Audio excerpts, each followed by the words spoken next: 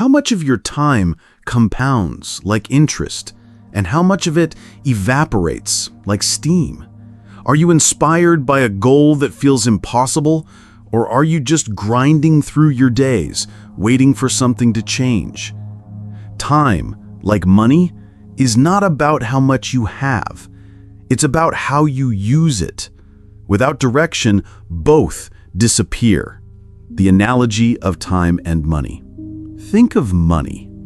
If you don't have a plan for it, it vanishes, spent on things you don't need, swallowed by distractions, leaving you wondering where it went. Time is no different. If you don't know why you're waking up every morning, the days dissolve into noise, weeks blur, months disappear. Before you know it, years are gone. Seneca said, "It is not that we have a short time to live, but that we waste much of it." You could live 70 years, yet spend most of it absent, scrolling, rushing, distracted. Or you could live with clarity and create in 12 months what others will never achieve in a lifetime. The power of compounding time. Compounding isn't just for money, it's for effort, for attention, for consistency. Imagine what happens when you put your time into something meaningful every day, no matter how small. 1 hour daily over a year is 365 hours, the equivalent of 9 full work weeks. The difference between wasting those hours and investing them is the difference between regret and mastery. The Stoics understood this deeply. Marcus Aurelius wrote in his Meditations, "You could leave life right now. Let that determine what you do and say and think." In other words, live deliberately. Waste nothing. Why most people never act? Everyone has ideas. Everyone has sparks of inspiration. But 90% of people never act. And of those who do, 90% quit before anything meaningful happens. Why? Because distraction, doubt, and comfort seduce us back into passivity. We seek the easier road, the short dopamine hit, the safe excuse. The Stoics would call this a failure to govern the self. Epictetus reminded his students, "No man is free who is not master of himself." You can be trapped, not by chains, but by your own habits of procrastination, by fear, by the endless loop of comparison. The value of struggle. But here's the paradox. You wouldn't want a life without failure. Looking back, I wouldn't erase a single one of mine, because the void is what makes the flit moment feel so good. The pain is what gives your story weight. Without it, you're just another person who got lucky. And luck doesn't inspire anyone. When we suffer, when we stumble, we're being given the raw material to grow. Seneca put it bluntly, difficulties strengthen the mind, as labor does the body. What feels unbearable in the moment often becomes the most valuable teacher. Your pain becomes your proof. The struggles are the foundation. If you're building something right now, a business, a skill, a healthier body, a more disciplined mind, you're already ahead. If you're making even a little progress, it's just a matter of time. The emptiness, the self-doubt, the long nights when no one notices you, those are not signs of failure. They're the foundation. Without them, success is hollow. Without them, there's nothing worth telling. The people you admire today, the ones crushing it online or in real life, got there by one simple truth: a bias for action. They moved when others hesitated. They repeated the right choice until it compounded into a life others envy. The Stoic principle of repetition. Success, then, is nothing mystical. It's not about genius or fate. It's about repeating the right choice again and again and again. Discipline compounds. Patience compounds. Clarity compounds. That's all mastery is, accumulated decisions in the right direction. Marcus Aurelius captured this idea when he reminded himself, "Waste no more time arguing about what a good man should be. Be one." Stop waiting for the perfect plan, or the motivation, or the applause. Just act. Just do. Then repeat. The quiet within the noise. But how do you know what's worth repeating? How do you know which actions to take? For that, you must quiet the noise. Rumi wrote, "The quieter you become, the more you are able to hear." And the Stoics would agree. Reflection, journaling, silence, these are not luxuries but necessities. In a world that wants your attention every second, choosing silence is a rebellion.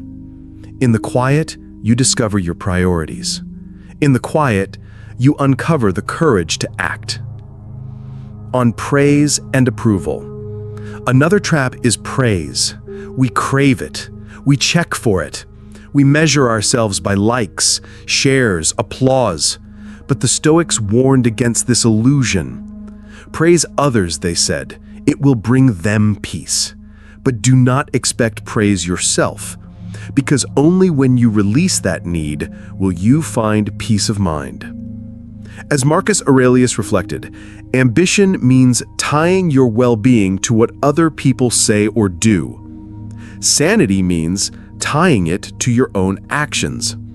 When you free yourself from the addiction to praise, you reclaim your independence. The value of constraint. We often dream of open roads and endless choices. Freedom feels like infinite options. But the Stoics knew better. Sometimes what you need isn't freedom, it's a tunnel, a narrowing of options, a commitment that focuses you.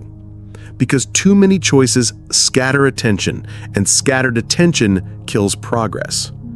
Constraints breed focus, and focus is where brilliance is born.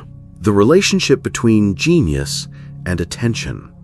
The amount of creative genius in any age is directly proportional to the amount of extreme attention people can sustain. Not talent, not luck. Attention. The ability to hold your mind on one thing until it yields results. That's what separates the mediocre from the extraordinary. Which is why distraction is not harmless. It is theft. Every time you indulge it, you sell off a piece of your future for a moment of comfort. Consistency versus fear. And here's a hard question. What looks like consistency and commitment in your life? Is it actually courage, or is it fear in disguise? Are you sticking with something because it still serves you, or just because it's what you already know? Stoicism isn't about blind endurance. It's about wise endurance. Sometimes the bravest act isn't staying the course, it's leaving it. Epictetus challenged his students to examine their lives honestly. First, say to yourself what you would be, and then do what you have to do. If what you're clinging to doesn't align with who you want to be, then it's not commitment, it's fear. A closing reflection for you. So, what is the best Stoic advice? It's simple, but not easy. Guard your time like treasure. Let it compound, not evaporate. Welcome struggle, for it gives weight to your story. Act, then act again. Repeat the right choices until they become your character. Seek silence to find clarity. Praise others, but don't depend on their praise. Use constraints to sharpen your focus. Guard your attention like your life depends on it, because it does. And finally, be brave enough to know when consistency is no longer strength, but fear. Life is short, but it's also long enough if you live it with purpose. Remember the words of Marcus Aurelius, "You could leave life right now." Let that determine what you do and say and think. Don't wait, don't drift, don't waste. Act now, act wisely, act as if your time is compounding, because it is. If you're building, you're already amazing. If you're struggling, you're already learning. And if you keep going, if you keep choosing wisely, it's only a matter of time before the life you imagine becomes the life you live. That's the best Stoic advice. Now, live it. A man who jumps from one pursuit to another every few months chases only the illusion of progress. The truth is that excellence demands devotion, the slow sharpening of skill, the endurance of monotony, and the humility to remain a student for years before glimpsing mastery.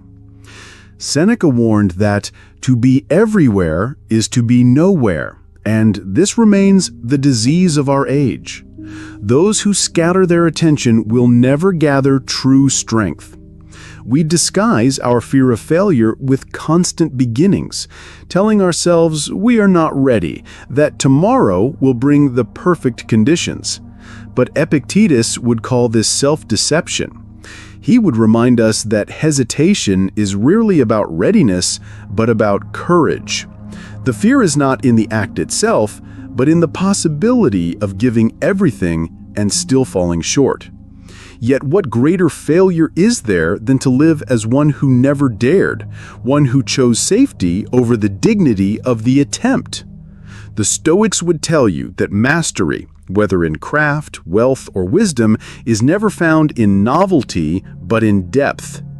The Stoic path insists that the future belongs not to the man who collects scattered tricks, but to the one who cultivates skills with discipline and then wields them together like a philosopher warrior. Robert Greene echoes this when he writes of combining talents creatively, for strength is multiplied when diverse disciplines are united under one steady mind. The most successful, then, are not those who chase outcomes, but those who recognize that their true prize is the story of their struggle, the integrity of their character, the testimony that, when called by life's challenge, they answered. Marcus Aurelius wrote nightly reminders to himself, not about wealth or applause, but about being able to say, "I lived as nature demanded. I fulfilled my role." That story, not the fleeting applause of men, is what nourished his soul. And what of money? It is not gained by words, by endless declarations of what one will do, but by quiet, relentless building. Talk is cheap, action is priceless. Seneca cautioned that we waste much of life merely speaking about life. In truth, while some dream, others labor. While some debate, others create. While some imagine, others endure the grind, and it is to them that the rewards flow. There are two kinds of people, always, the doers and the watchers. The doers embrace discomfort, accept responsibility, and move forward with imperfect action. The watchers cloak themselves in commentary, distracting themselves by analyzing the courage of others, but never stepping into the arena themselves. Marcus would warn us not to become one of the latter, for that is a life both bitter and hollow. The Stoics might smile wryly at the phrase, "The fastest way to become rich is to socialize with the poor," for they themselves lived with little and yet counted themselves wealthy. But beneath the shock of the line is a truth. Wisdom and strength are not found in insulating oneself among the comfortable, but in spending time with those who test your resilience, awaken your empathy, and remind you of the simplicity of life. Seneca would say that the poor man who desires nothing is richer than the king who demands everything. Wealth is not in gold, but in freedom from need. And when you associate with those who live closer to necessity, you begin to see how little you truly require to flourish. Never has it been easier to succeed, for the tools of progress lie within our pockets, knowledge at our fingertips, opportunity on every corner.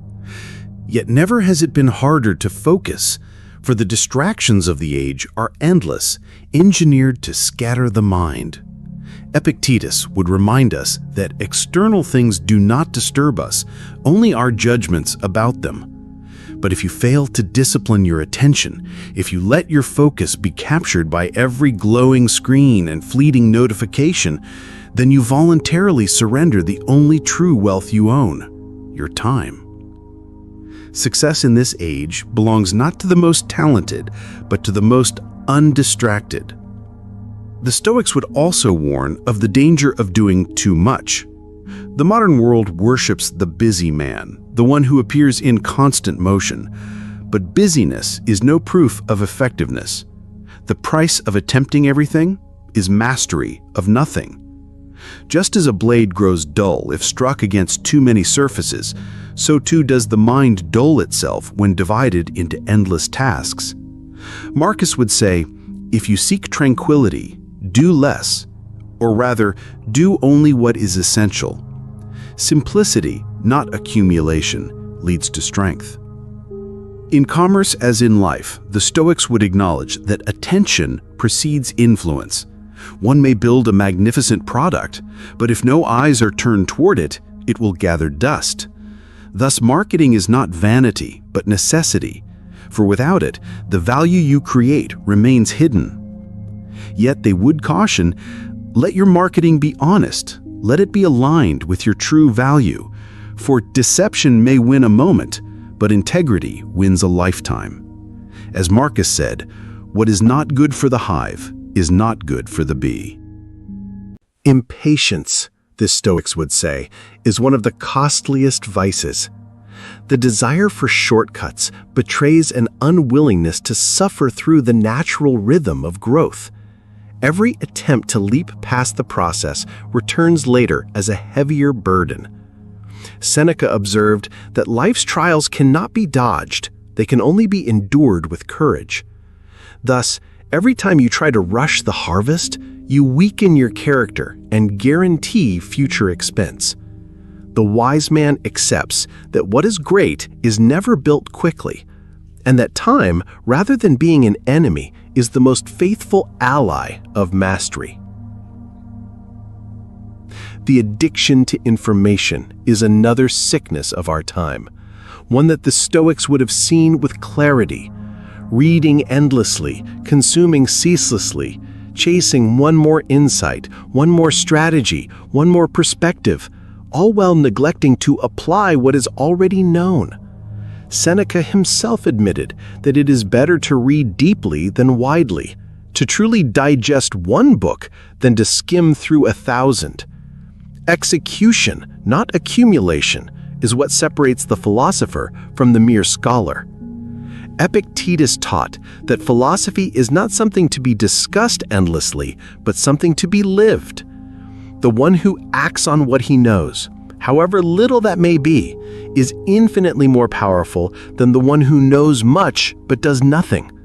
For knowledge without action is a weight that suffocates rather than frees, but knowledge applied becomes strength. So the Stoic expansion of these truths converges on a single point. The path to excellence, wealth, and freedom lies not in chasing novelty, not in waiting for the perfect moment, not in filling yourself with endless information, but in narrowing your focus, disciplining your actions, and persevering through the discomfort that mastery demands. To act with integrity, to pursue depth over breadth, to embrace patience over haste, to live more in deeds than in words. This is the formula the ancients would hand down to us, unchanged and eternal. For while technology advances and society evolves, the human soul remains bound by the same principles. Distraction weakens it, discipline strengthens it, fear paralyzes it, courage liberates it. And so if you seek success in this chaotic age, look not to the fleeting promises of shortcuts, but to the steady rhythm of Stoic practice. Do what is essential, do it well, endure what you must, and let your life itself be the story worth telling. You may wait, my friend, but time will never wait for you. What if I told you that the greatest tragedy in life is not death, but never becoming the person you were meant to be? Too many people live their lives like actors trapped in the wrong play, reciting lines written by someone else, following a script they never chose, and wondering why they feel so empty inside. But here's the truth. You weren't born to merely fit in. You were born to become, to unfold into your truest self. And in this journey, the wisdom of the Stoics, Marcus Aurelius, Seneca, Epictetus, offers a compass. They remind us that the question is not, what does the world expect of me? But rather, what is within my power to become? The struggle we all face. Think about it. From the moment we're children, the world begins shaping us. Parents tell us what we should be. Society tells us what success looks like. Social media tells us what is worthy of attention. And somewhere along the way, we stop asking, who am I, really? Seneca once wrote, "It is not that we have a short time to live, but that we waste much of our time." And what greater waste than living as a stranger to yourself? You may feel the pull of this tension, working in a job that drains you, but never fills you, staying in relationships that shrink you rather than expand you, following habits that numb you instead of habits that shape you. We all feel this gap, the distance between who we are and who we could be. The Stoic key: control and choice. The Stoics teach us that life is not about chasing what's outside of us, but mastering what's within. Epictetus said, "You may fetter my leg, but not even Zeus himself can overpower my free will." What does that mean for you? It means that no matter where you are, no matter how far you've drifted from your true self, you can begin right now to choose differently. Becoming who you were meant to be is not about luck, talent, or circumstance. It's about choice, daily choice, moment by moment. Choosing courage over fear. Choosing discipline over distraction. Choosing authenticity over approval. The trap of comparison. One of the biggest obstacles to becoming yourself is comparison. Marcus Aurelius warned, "It never ceases to amaze me. We all love ourselves more than other people, but care more about their opinions than our own." Think about that. How often do you shrink your light because you're worried about how others will judge you? But here's the paradox. When you live for the approval of others, you will never truly live. You'll always be chasing shadows. The Stoic way is this: turn inward. Measure yourself against your own progress, not someone else's highlight reel. Ask, am I better than I was yesterday? Did I act with more wisdom, courage, and self-control than before? That's the only scoreboard that matters. The discipline of becoming. Becoming who you were meant to be is not a one-time revelation. It's a discipline, a practice. Marcus Aurelius didn't wake up one day as the philosopher king. He journaled daily. He fought his ego daily. He reminded himself daily of what mattered. So what does this look like for us? It's not about dramatic reinventions. It's about consistent alignment. Waking up and asking, what kind of person do I want to be today? Catching yourself when you drift into old habits. Returning again and again to your principles. Think of it like sculpting marble. The masterpiece is already within you, but it takes steady chiseling, day after day, to reveal it. Facing obstacles. Of course, the path won't be easy. Life will test you. People will doubt you. You'll stumble and fail. But here's the Stoic secret. Those obstacles are not interruptions to your journey. They are the raw materials of your becoming. Marcus Aurelius said, "The impediment to action advances action. What stands in the way becomes the way." That rejection, it teaches resilience. That failure, it shapes wisdom. That pain, it awakens strength. Every obstacle is a tool if you choose to use it. Living with purpose. So, how do you know if you're truly becoming who you were meant to be? It's not about wealth, status, or fame. The Stoics remind us those are externals, fleeting, fragile, outside our control. The true measure is this: are you living in harmony with your nature? For humans, that means reason, virtue, and service. Are your actions guided by wisdom, not impulse? Do you practice courage, even when afraid? Do you embody justice, treating others with fairness and compassion? Do you live with temperance, not enslaved to excess or desire? When your life aligns with these virtues, you are on the path to your truest self. A modern example.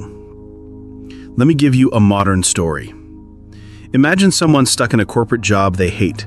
They feel suffocated, drained, but they stay because it's safe, because it looks respectable. Then one day, they realize safety is an illusion. They are trading their soul for security. So, step by step, they begin to change. They build new skills. They save money. They take small risks. And eventually, they step into work that reflects who they really are: creative, meaningful, alive. That journey is not about quitting a job, it's about reclaiming a life. It's about having the courage to become the person they were always meant to be. And here's the truth. You don't need to wait for someday. That first step, small, imperfect, courageous, can begin today. Practical steps to becoming. Let's get practical. Here are 5 Stoic-inspired steps you can take today. Morning reflection. Each day, ask, who do I want to be today? Choose one virtue to practice: patience, courage, discipline, and embody it. Journaling. Like Marcus Aurelius, write down your thoughts, struggles, and lessons.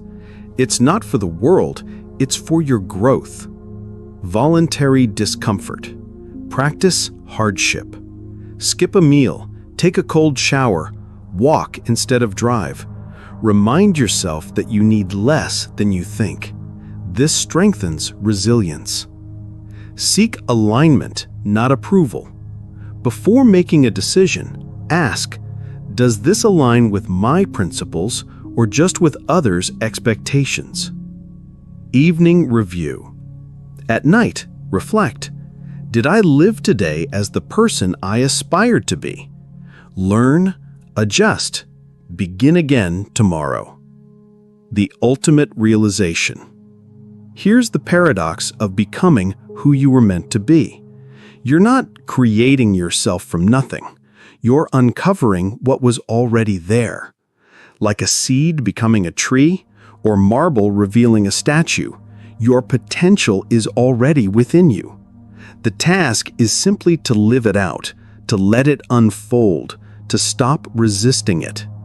Epictetus put it simply: first say to yourself what you would be, and then do what you have to do. The world doesn't need another copy. It needs you, the real you. So I'll leave you with this question. Are you living as the person you were meant to be, or as the person the world told you to be? The answer isn't found in tomorrow or in some distant future. It begins right now, in the choices you make today. So don't wait. Don't delay. Become. Not the world's version of you, not the fearful version of you, but the truest, most courageous, most virtuous version of you, because that's who you were meant to be all along. If you don't do it now, then when? You may wait, but time doesn't wait for you. If you don't build yourself little by little from today, you will delay your rewards of a lifetime. Your life will be undone by yourself. It is all in your hands. There never was or will be anyone else to blame. You got this, successful friends. Keep going. Everyone wants greener grass, a better job, a more loving partner, a life that feels brighter, smoother, and easier. But here's the truth no one wants to hear. Greener grass doesn't exist somewhere else. The grass is greener where you water it. We live in a world obsessed with chasing new opportunities, new people, new distractions. We scroll, we compare, we envy. And yet, what do we find? The more we run, the more emptiness follows us. The Stoics understood this well. Seneca wrote, "True happiness is to enjoy the present without anxious dependence upon the future." What does that mean? It means that the joy you're seeking is not hidden some distant land. It's cultivated right here, in the soil you already stand on. Think of your career. Many people hop from job to job, always hoping the next one will finally bring them satisfaction. But Marcus Aurelius reminded himself daily, the impediment to action advances action. What stands in the way becomes the way. If you can't find meaning in the work before you, what makes you believe you'll suddenly find it in the next?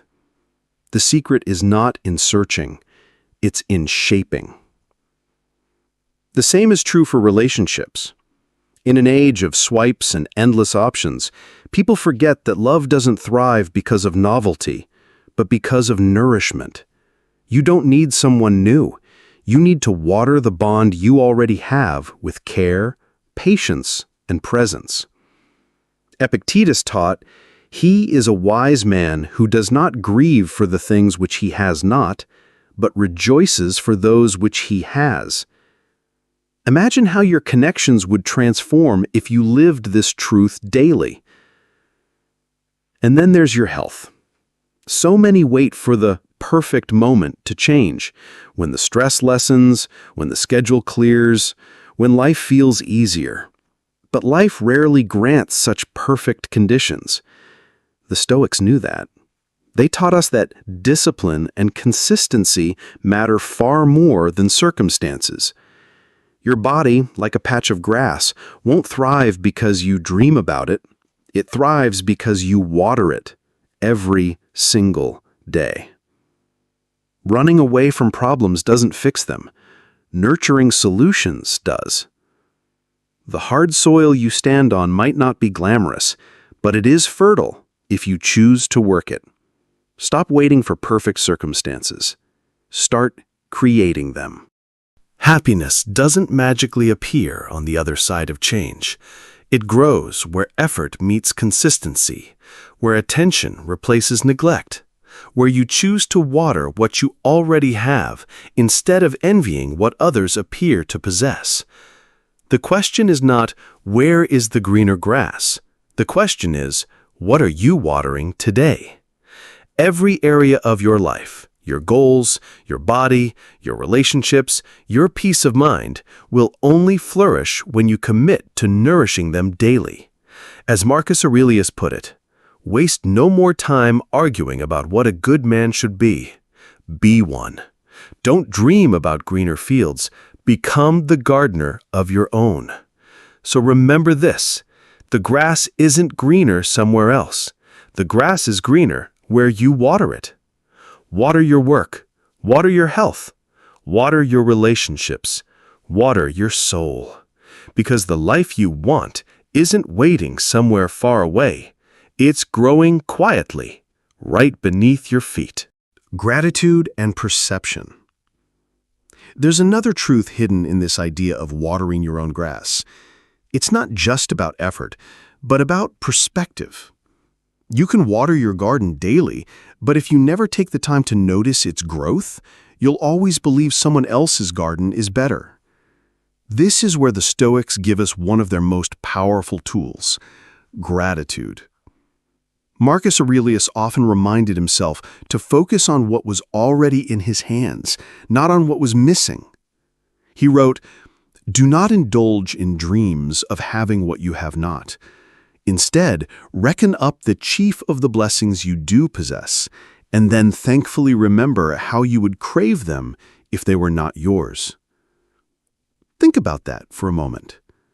The things you overlook today, the job you complain about, the family you take for granted, the health you neglect, are the very things you would beg for if you suddenly lost them. The grass often looks greener on the other side, not because it truly is, but because we fail to notice the green beneath our own feet. Gratitude, then, is the water of perception. It shifts your vision. It allows you to see abundance where you once saw scarcity. Let's apply this. In your career, instead of asking, "Why am I not further ahead?" try asking, "What skills have I gained? Who have I become through this work? What opportunities are already in my reach that I've overlooked?" Suddenly, you stop comparing and start appreciating. You stop running and you start growing. In relationships, instead of scanning for flaws, focus on the strengths. Instead of resenting what someone is not, value what they are.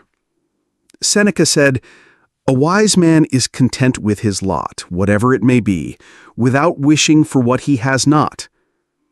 Imagine how love would transform if you practiced gratitude for your partner's presence, rather than longing for an idealized version of them that doesn't exist.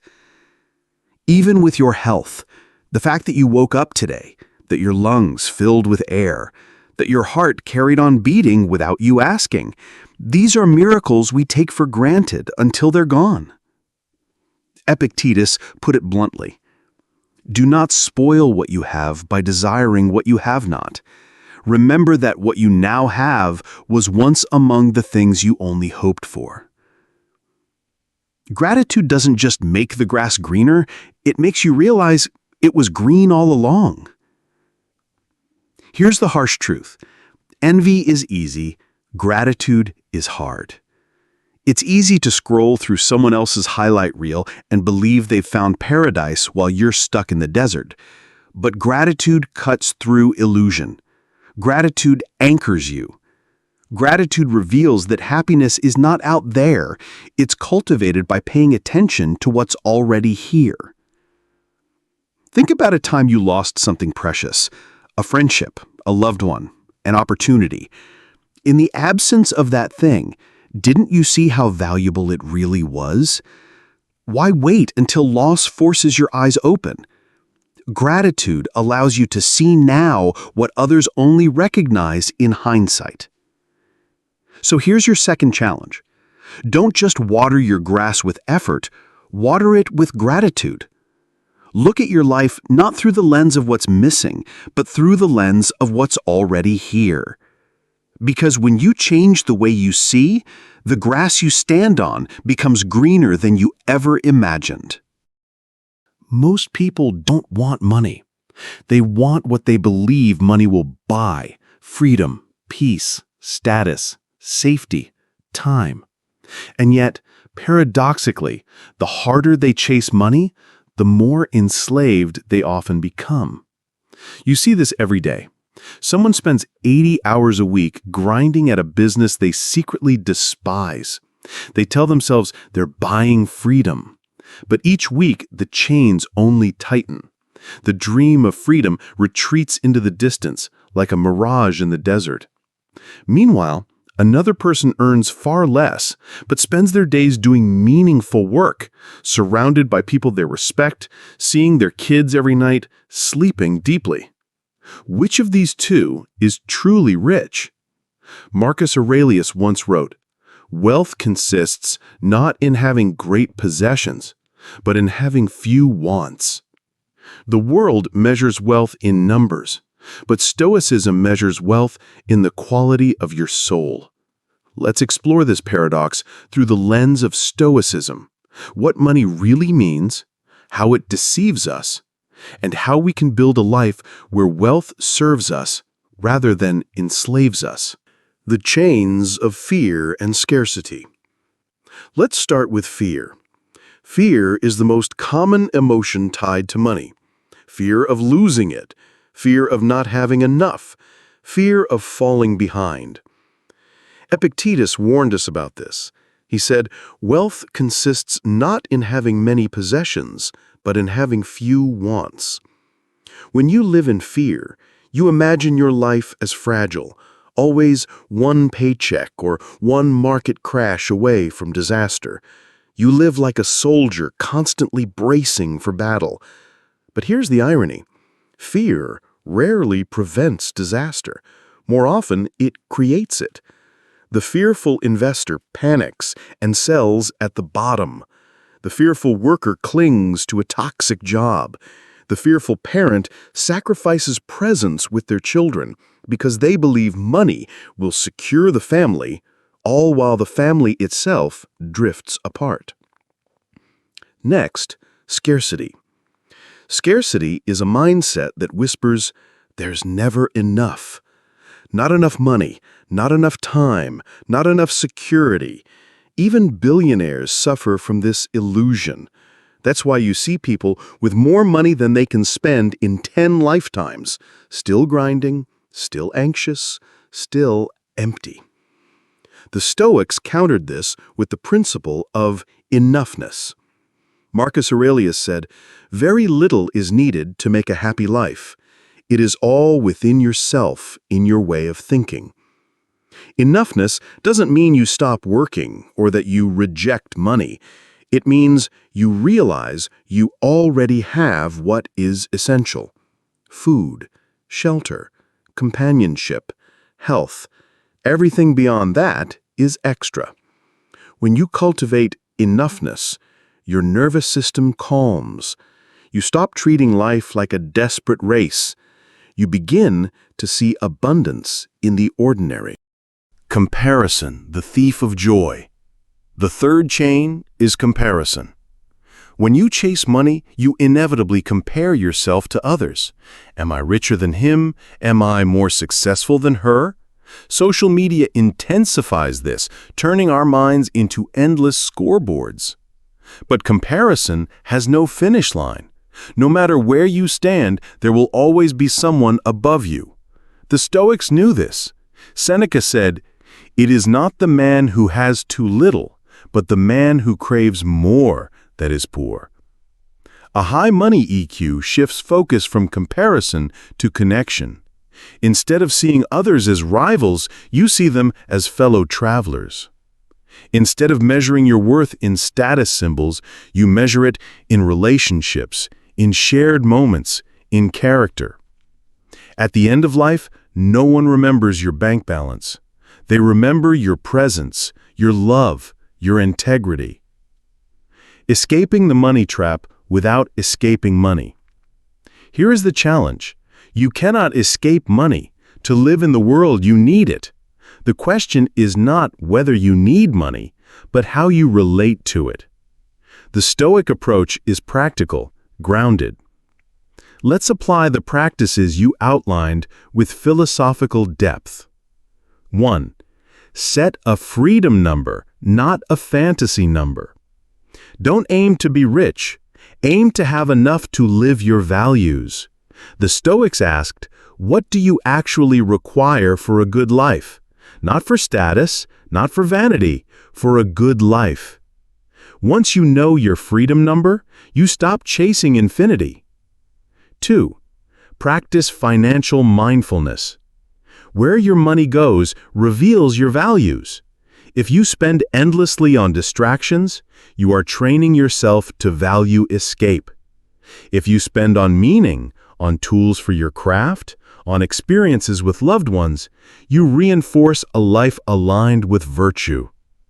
Marcus said, "The things you think about determine the quality of your mind. Your soul takes on the color of your thoughts." The same is true of money. It takes on the color of your priorities. 3. Give some away. The Stoics believed in generosity. Seneca wrote, "No man can live happily who regards himself alone." Giving money, even small amounts, reminds you that wealth is not a stagnant object, it's a flow, a river, not a reservoir. 4. Spend on meaning, not status. Every purchase is a vote for who you are and who you want to become. If you buy to impress, you are enslaved to others' opinions. If you buy to align with your purpose, you free yourself. 5. Redefine success. Ask yourself, if I already had enough, how would I spend my time? That answer is your compass. Begin living it now in small ways. Don't postpone your life until after some imaginary payday. As Seneca said, it is not that we have a short time to live, but that we waste much of it. The personality of wealth. Not everyone relates to money the same way. Some people love the chase. Others wish they never had to think about it. The Stoic answer is not one size fits all. If you love the chase, chase, but do it with purpose, not compulsion. Let money be the byproduct of meaningful work, not the justification for meaningless toil. If you prefer simplicity, then simplify. Build a life where money fades into the background, not one where it dominates your attention. The key is authenticity. Seneca reminded us, "What progress, you ask, have I made? I have begun to be a friend to myself." When you live authentically, aligned with your nature, you attract the right people, the right opportunities, and yes, the right amount of money. Money as a mirror. Ultimately, money is not salvation, nor is it evil.